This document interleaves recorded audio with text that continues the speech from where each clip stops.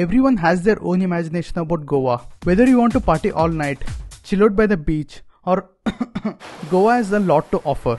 Hey guys, welcome back to Sakre and this is Sagar. Today in this video, we will talk everything you need to know before visiting Goa. We will talk in detail about how to reach Goa, where to stay, where to eat, what to shop, places to visit, approximate budget, and a lot more in this video. To help you understand better, I have divided this video into 10 sections, each covering detailed information you need to know. Let's dive deep into our list of top 10 things to know before visiting Goa. We all know Goa is the party capital of the country. It has great beaches, shacks, water sports, cheap liquors and whatnot. But very few people know interesting facts about Goa. Did you know Goa celebrates independence twice a year? Once on 15th August and other on 19th December. Celebration on 15th August is understandable. That's when the entire country celebrates independence. But why 19th December? That's because when all the territories of India got freedom from British on 15th August 1947, Goa was still under the Portuguese control. They ruled, or we can say looted, Goa for another 14 years until 1961. In total, Portuguese ruled Goa for 450 years. That's why you see a lot of Portuguese influence throughout Goa. Goa is a small state surrounded by Karnataka and Maharashtra. Konkani is the local language spoken here. Goans are well versed in multiple languages. In addition to Konkani, they also speak English, Marathi, Hindi, Kannada, Urdu and even Portuguese. So communication isn't going to be a problem in Goa.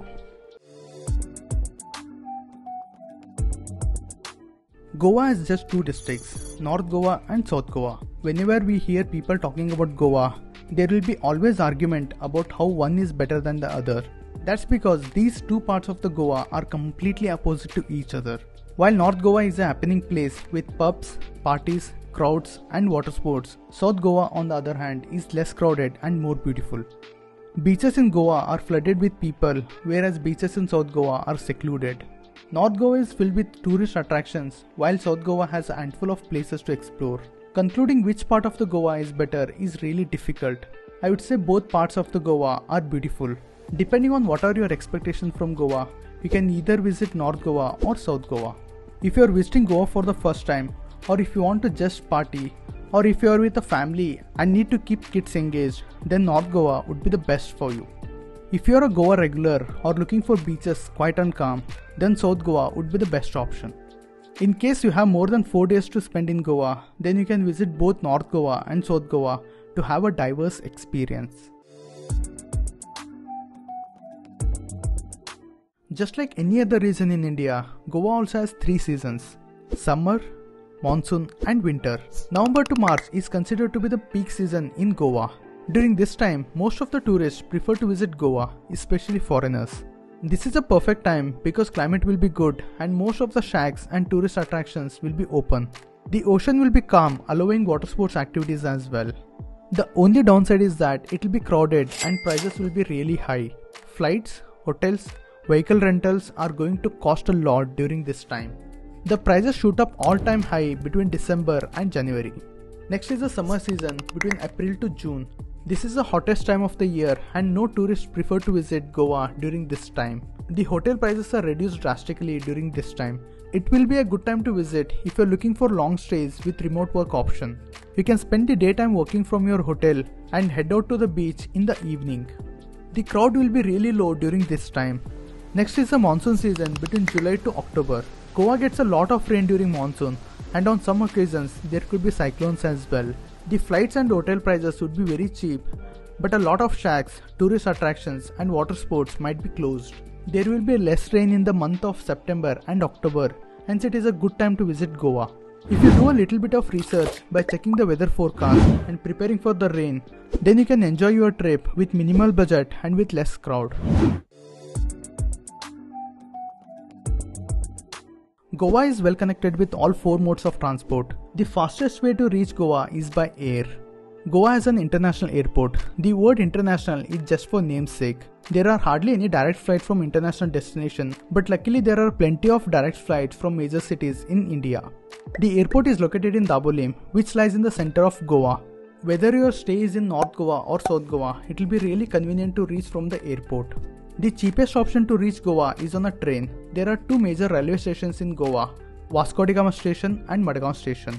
You can choose to get down at the station nearest to your stay. The third option is a bus. Finding a bus to Goa shouldn't be a problem at all. If you're thinking to drive your own car, then this is a good option as well. Goa is well connected with national highways and state highways. The roads in Goa are top notch and you will enjoy driving on these roads. The next question after reaching Goa is where to stay. Depending on whether you are planning to explore North Goa or South Goa, you can decide on your stay location.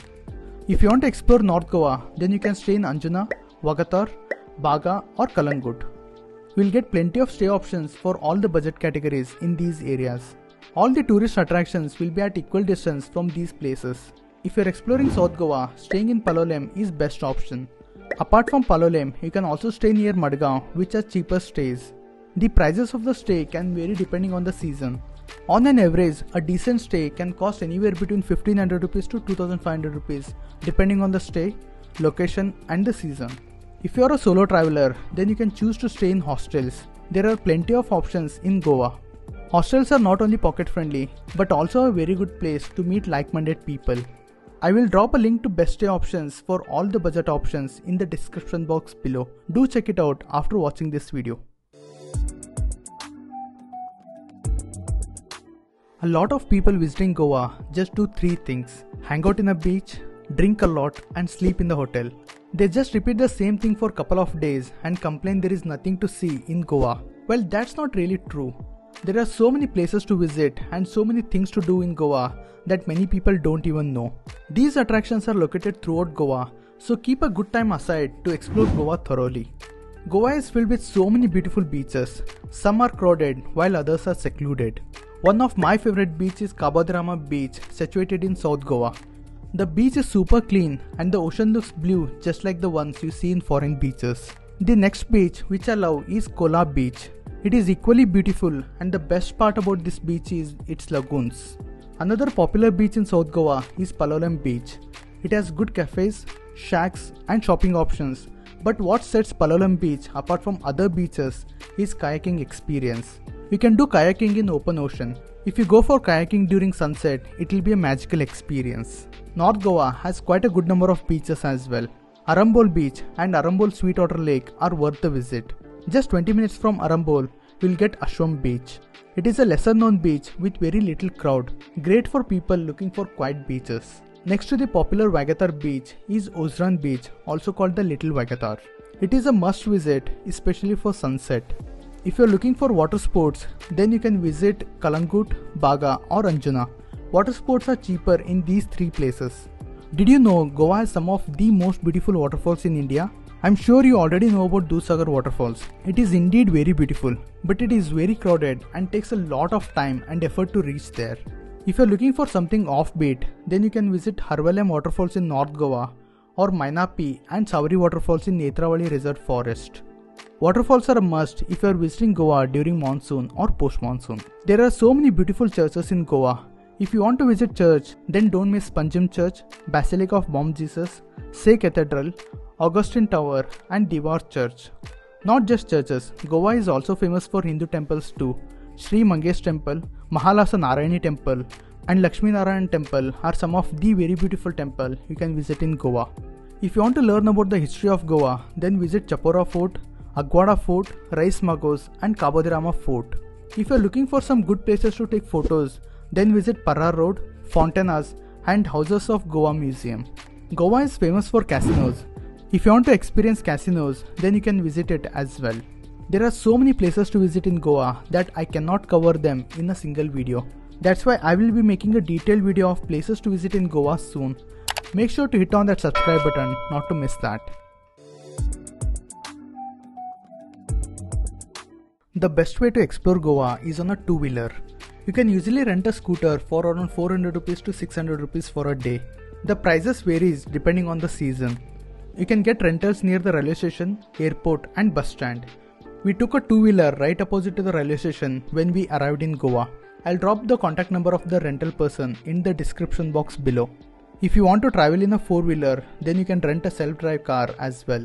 Since the roads in Goa are wide and well maintained, driving a car in Goa is not a problem at all. The prices for car rental can vary from 1500 to 2500 rupees per day depending on the car model. Sadly, Goa doesn't have good public transport. There are buses to very few well-known spots, but the buses don't cover all the tourist spots. If you are relying on cab services, Ola and Uber don't operate in Goa, so you will have to depend on your own bargaining skills. The cab and auto rickshaw charge a lot in Goa for shorter distances. The best option is to hire them for the entire day of sightseeing. It will cost around 2 to 3000 rupees per day.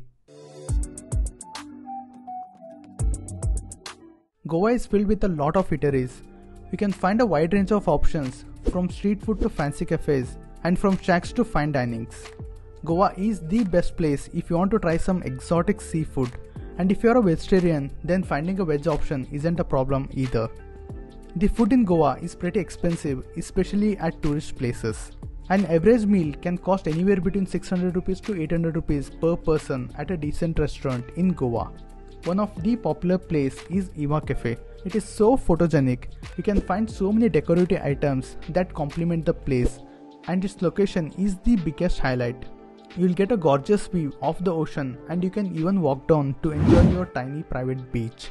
Next is the Purple Martini, which is again a very trendy place. The location and ambience is the highlight of this place. In South Goa, there is a place called the Cape Goa. This is so far my personal favorite restaurant in Goa. The location, ambience and the food all are amazing. Another authentic place in South Goa is Martin's Corner. This place is frequently visited by locals. You can enjoy a variety of seafood and alcohol while listening to the live music. All these places which I mentioned are very trendy, but they are very expensive. If you are looking for some authentic Goan cuisine without burning a hole in your pocket, then you can try these places shown on the screen. I'll be making a separate video on the places to eat in Goa. Make sure to subscribe to this channel not to miss that. If you want to shop in Goa, then there are many options. Wednesday Flea Market in Anjuna is the most popular spot for shopping, but the flea market isn't available all year round. It will be available between November to March, and it will be set up only on Wednesday. During other time, there will be still some shops near Anjuna. When you walk towards Arambol Sweetwater Lake, you will come across hundreds of shops. Most of them will be selling clothes at reasonable price. We got this shirt from here at just 200 rupees. If you are in South Goa, then you can shop near Palolem Beach. There were so many varieties of products here, but the cost was little higher. If you are visiting Mangesh Temple, you will find so many shops at this place. This is a good shopping option as well. Goa is famous for cashew. Don't forget to buy quality cashew at good prices. Because alcohol is very cheap in Goa, many people like to bring liquor while coming back. The flight is the best option to carry the liquor to your state. As per the rules, you can carry up to 5 liters of steel bottles in flight. Transportation by road is very difficult, and they won't allow you to carry the alcohol even though you have taken the permit. People usually escape by bribing, but do it at your own risk. If you are traveling by train, then it depends on the TC. If your luck is bad, then they may confiscate the item and fine you as well. There are 4 major factors that will contribute to your Goa budget: transportation, stay, food and the season. During off-season, the expenses can be half the average price, while during peak time it could be double. So don't get fooled by those Instagram reels which say Goa is not expensive at all. They would have visited Goa during off-season, stayed in a hostel and had food in a smaller restaurants. That may not be the case for all of you. So let's set the realistic expectations. We visited Goa in the month of October, which is considered to be the start of the season, and the prices are average at this time. Our total expense was 40,000 rupees for 2 people for 7 days trip. Let's see the detailed breakup now. We took a train from Bangalore to Goa, which costed at an average of 450 rupees one way. We took 2-wheeler rental at 400 rupees per day and used 300 rupees petrol every day. We stayed in a decent property which costed 1600 rupees per day. The food was the expensive part, and on an average we spent 2000 rupees per day. The water sports were 1200 rupees. This can go up to 2000 rupees depending on the duration of the water sports activity. We visited Casino that costed 4500 rupees for couple entry. Other entrance fee, parking charges and miscellaneous expenses accounted for a total of 1000 rupees. So in total, we spent 39,800 rupees for 7 days Goa trip. If you divide it, it will come around 2,800 rupees per person per day. This calculation is just for your reference. Depending on the season you are visiting, you can roughly calculate the expenses. Do a thorough calculation and estimate the budget for your trip. That was everything you needed to know before visiting Goa.